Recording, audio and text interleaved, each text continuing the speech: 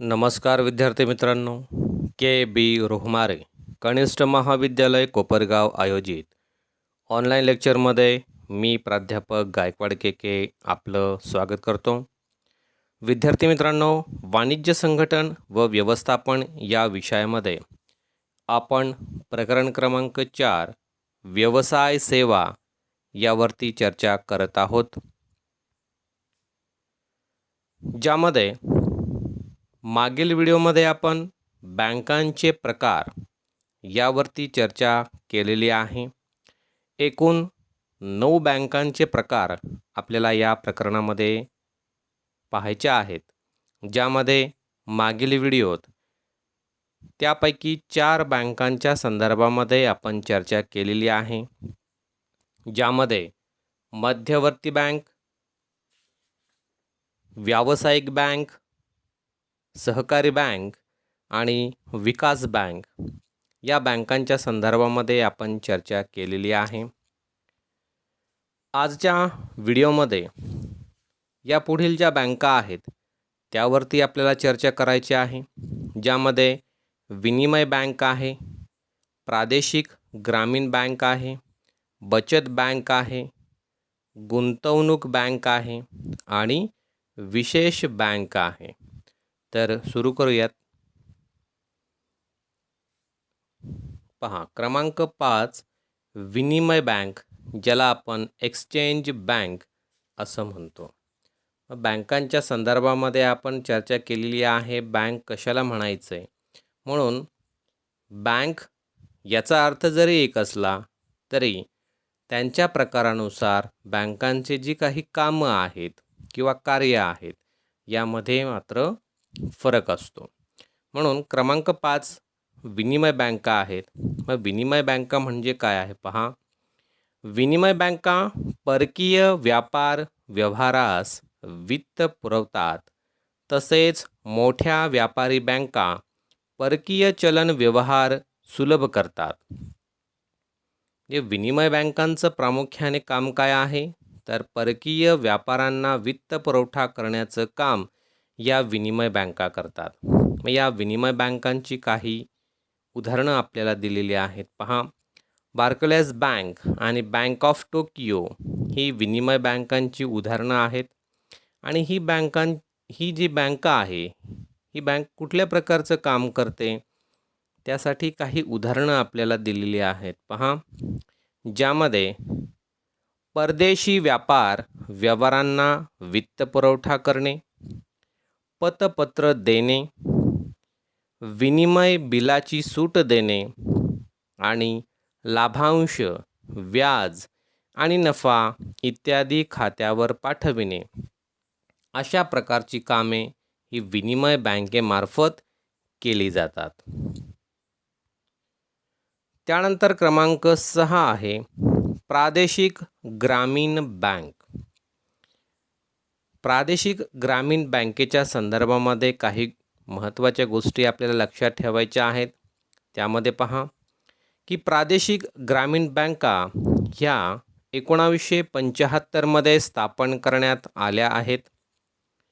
या बँका ज्या आहेत त्या मोठ्या सार्वजनिक क्षेत्रातील बँकांद्वारे प्रायोजित केल्या जातात, ज्यामध्ये मग आता ग्रामीण बँकेचं उदाहरण जर आपण घेतलं तर या ग्रामीण बँकांमध्ये भांडवलांचा काय रेशो असतो तो आपल्याला दिलेला आहे, की ज्यामध्ये पहा की प्रादेशिक ग्रामीण बँकांच्या भांडवलामध्ये केंद्र सरकार यांचा जो रेशो असतो तो 50% आहे, राज्य सरकारचा रेशो 15% आहे आणि प्रायोजित बँकांचा जो रेशो आहे तो 35% असा दिलेला आहे.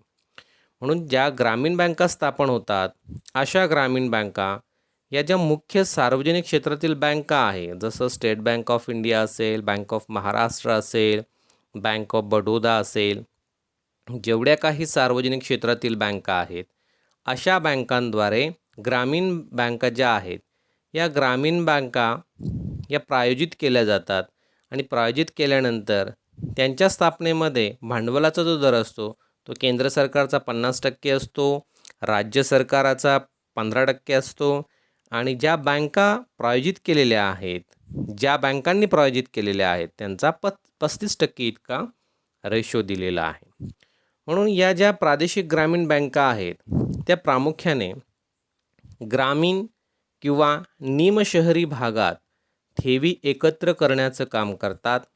त्याचबरोबर लहान आणि अल्पभूधारक जे शेतकरी असतात किंवा शेतमजूर असतात किंवा कारागीर असतात यांना कर्ज पुरवठा करण्याचं काम या प्रादेशिक ग्रामीण बँका करतात. त्यानंतर 7वा जो प्रकार आहे तो आहे बचत बँक. मग आता अगदी साधी आणि सोपी ही अशी बँक आहे. पहा, बचत बँकेचं मुख्य उद्दिष्ट खास करून ग्रामीण भागात लोकांच्या बचतीस प्रोत्साहन देण्यासाठी या बँकेची स्थापना झालेली आहे.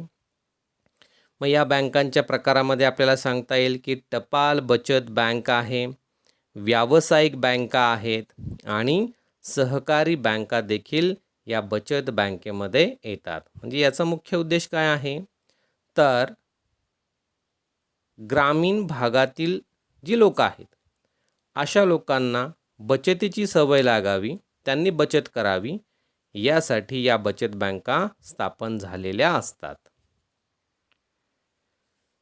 त्यानंतर क्रमांक 8 आहे गुंतवणूक बँक. पहा, गुंतवणूक बँकेच्या संदर्भामध्ये आपल्याला काय माहिती लक्षात ठेवायची आहेत तर गुंतवणूक बँका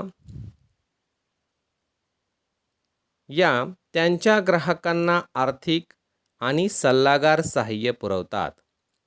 म्हणजेच गुंतवणूक बँकेचे जे काही ग्राहक असतील अशा ग्राहकांना आर्थिक आणि सल्लागार याचं सहाय्य ह्या बँका करतील. त्यांच्या ग्राहकांमध्ये सामान्यतः व्यवसाय संस्था आणि सरकारी संस्था समाविष्ट असतात. म्हणजेच गुंतवणूक बँकांचे जे ग्राहक आहेत त्यामध्ये कोण येतील तर व्यवसाय संस्था आणि सरकारी संस्था याच्यामध्ये येतील. गुंतवणूक बँका संशोधन करून आणि गुंतवणुकीच्या निर्णयाबद्दल सल्ला देऊन विलिनीकरण आणि अधिग्रहणाची सुविधा देतात. साधारणतः गुंतवणूक बँका सामान्य लोकांशी थेट व्यवहार करत नाही. तसं बँकांच्या बाबतीमध्ये आपण पाहतो की बँक आणि ग्राहक या दोघांचा समन्वय आहे. थेट ग्राहकांशी बँकांचा संबंध येतो, परंतु गुंतवणूक बँकेच्या बाबतीमध्ये मात्र थेट ग्राहकांशी या बँकेचा संबंध येत नाही. तर यांच्या ग्राहकांमध्ये कोण येणार आहेत तर व्यवसाय संस्था असतील किंवा सरकारी संस्था असतील या गुंतवणूक बँकांच्या ग्राहकांमध्ये येतात. या गोष्टी आपल्याला या ठिकाणी लक्षात ठेवणं गरजेचं आहे. त्यानंतर 9वा प्रकार आहे विशिष्ट बँका. विशिष्ट बँका, आता यामध्ये आपल्याला काही प्रकार पाहायचे आहेत. तर विशिष्ट बँका म्हणजे काय आहेत तर विशिष्ट क्षेत्रात व्यवसाय करण्यासाठी या बँका स्थापन करण्यात आलेल्या असतात. म्हणून यांचं क्षेत्र हे निश्चित असतं किंवा विशिष्ट असतं, म्हणून त्यांना आपण विशिष्ट बँका असं म्हणतो. मग या विशिष्ट बँकांमध्ये कुठल्या कुठल्या बँका येतात ते पाहूयात. पहा, विशिष्ट बँकामध्ये पहिली बँक आहे निर्यात आणि आयात बँक, ज्याला आपण एक्सिम बँक असं म्हणतो. ही बँक जी आहे ती निर्यातदार आणि आयातदारांना आर्थिक सहाय्य करते आणि देशाच्या आंतरराष्ट्रीय व्यापाराला चालना देण्यासाठी आर्थिक आणि निर्यातीसाठी वस्तू व सेवांच्या वित्तपुरवठा करणाऱ्या संस्थांच्या कामकाजाचे समन्वय साधते. आता नावामध्ये आपल्याला सांगता येईल की निर्यात आणि आयात बँक, म्हणजे याचा अर्थ आयातीसाठी आणि निर्यातीसाठी जो काही वित्तपुरवठा आहे तो वित्तपुरवठा करण्याचं काम करण्यासाठी या बँकेची स्थापना करण्यात आलेली आहे असं आपण या ठिकाणी म्हणू शकतो. म्हणून ही बँक जी आहे ती निर्यातदार आणि आयातदार यांना आर्थिक सहाय्य देण्यासाठी स्थापन करण्यात आलेली आहे. त्यानंतर दुसरी बँक आहे भारतीय लघुउद्योग विकास बँक, ज्याला आपण SIDBI असं म्हणतो. या बँकेच्या बाबतीमध्ये प्रामुख्याने लक्ष ठेवायचं आहे की लघुउद्योग विकास बँक हिची स्थापना 2 एप्रिल 1990मध्ये भारतीय संसदेच्या अधिनियमान्वये स्थापन झालेली आहे. याची स्थापना आपल्या लक्षात ठेवायची आहे की SIDBI म्हणजे भारतीय लघु उद्योग विकास बँक हिची स्थापना 2 एप्रिल 1990मध्ये भारतीय संसदेच्या अधिनियमाद्वारे स्थापन झालेली आहे. आता या बँकेचं प्रामुख्याने काम काय असेल तर सूक्ष्म लघु व मध्यम उद्यम क्षेत्राची जाहिरात, वित्तपुरवठा आणि विकासासाठी मुख्य वित्तीय संस्था म्हणून काम करणे, तसेच तत्सम कार्यात गुंतलेल्या संस्थांच्या कार्य समन्वयासाठी प्रयत्न करणे. म्हणजेच ही जी भारतीय लघु उद्योग विकास बँक आहे ती लघु उद्योग आणि मध्यम उद्योग जे आहेत यांसाठी वित्तपुरवठा करणारी ही महत्त्वाची बँक आहे. म्हणून लघु आणि मध्यम उद्योगासाठी स्थापन करण्यात आलेली किंवा आर्थिक सहाय्य देण्यासाठी स्थापन करण्यात आलेली बँक म्हणजे SIDBI. या ठिकाणी आपण ही लक्षात ठेवणार आहोत.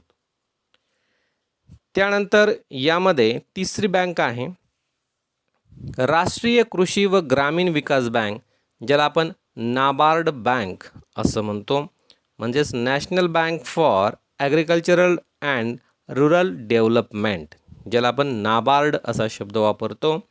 म्हणजेच राष्ट्रीय कृषी व ग्रामीण विकास बँक. आता नावामध्येच बघा कृषी हा शब्द आहे, ग्रामीण हा शब्द आहे, म्हणून यावरून आपल्याला अर्थ सांगता येईल की कृषी व ग्रामीण क्षेत्राला वित्तपुरवठा करण्यासाठी ही बँक स्थापन झालेली आहे. राष्ट्रीय कृषी व ग्रामीण विकास बँक प्रादेशिक ग्रामीण बँकेमार्फत अल्पमुदतीची आणि दीर्घ मुदतीची पत पुरवते.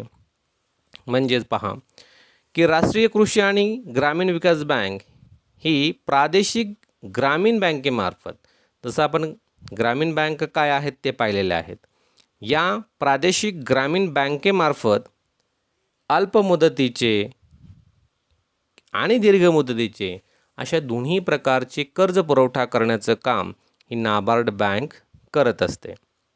म्हणून राष्ट्रीय कृषी व ग्रामीण विकास बँक या बाबतीमध्ये आपण लक्षात ठेवणार आहोत की कृषी आणि ग्रामीण क्षेत्राला वित्त पुरवठा करण्यासाठी स्थापन झालेली बँक म्हणजे ही नाबार्ड बँक आहे, ज्याला आपण national bank for agricultural and rural development किंवा राष्ट्रीय कृषी व विकास बँक असं आपण म्हणतो. त्यानंतर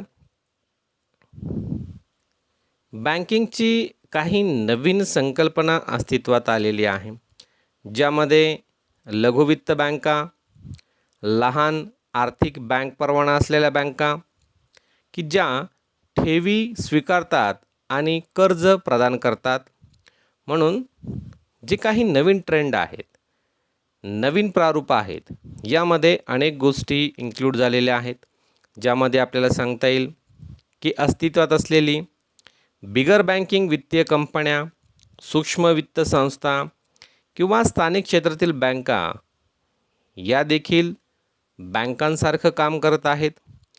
त्याचबरोबर व्यक्ती असेल, कॉर्पोरेट क्षेत्र असेल, ट्रस्ट असेल किंवा एखादी सोसायटी असेल, या देखील बँकिंगच्या भूमिकेमध्ये आपल्याला पाहायला मिळतात. त्यामध्येच कंपनी कायदा 2013 म्हणजेच कंपनी कायदा 1956 सुधारित कायदा 2013 अन्वये खाजगी क्षेत्रात सार्वजनिक मर्यादित ज्या कंपन्या आहेत त्या कंपन्या देखील रिझर्व्ह बँक ऑफ इंडिया कायदा 1944 आणि बँक नियमन कायदा 1949च्या तरतुदीनुसार काही प्रमाणामध्ये ठेवी स्वीकारू शकतात आणि कर्ज पुरवठा देखील करू शकतात. म्हणून ही एक बँकिंगची नवीन ट्रेंड आहे किंवा प्रारूप आपण त्याला म्हणू शकतो. आणि यामध्ये शेवटचं आहे पेमेंट बँक. मग आता बघा हे काय आहे, तर हे बँकिंगचं एक नवीन प्रारूप आहे. रिझर्व्ह बँक ऑफ इंडिया यांच्या संकल्पनेतून पेमेंट बँक हा एक प्रकार उदयास आलेला आहे. जे कोणी लहान व्यावसायिक आहे किंवा कमी उत्पन्न असणारे लोक आहेत, अशा लहान व्यावसायिक किंवा कमी उत्पन्न असणाऱ्या लोकांना आर्थिक सेवा देण्याच्या उद्दिष्टाने पेमेंट बँक तयार करण्यात आलेली आहे. ही जी पेमेंट बँक आहे ही कुठल्याही बँकेसारखंच काम करेल किंवा बँकिंगच्या ज्या काही फॅसिलिटीज आहेत त्या देखील प्रोव्हाइड करणार आहेत, ज्यामध्ये आपण म्हणू शकतो की रेमिटन्स सर्व्हिसेस असतील, मोबाईल बँकिंग असेल, ATM कार्ड्स असेल किंवा नेट बँकिंग असेल, अशा सर्व प्रकारचे ज्या काही बँकिंग फॅसिलिटीज आहेत त्या फॅसिलिटीज ही पेमेंट बँक देत असते. म्हणून साधारणतः उरलेले जे काही प्रकार आहेत, ज्यामध्ये आपण 5 प्रकार आणि विशिष्ट बँका आहेत, यामध्ये 3 ते 4 प्रकार आपण पाहिलेले आहेत. व्हिडिओबाबत जर काही शंका असेल तर मला कमेंट बॉक्समध्ये मेन्शन करा. व्हिडिओ पुन्हा पुन्हा पहा. त्याचबरोबर ज्या काही बँकांच्या प्रकाराच्या नोट्स आहेत त्या देखील आपण आपल्या वहीमध्ये व्यवस्थित लिहायच्या आहेत. धन्यवाद.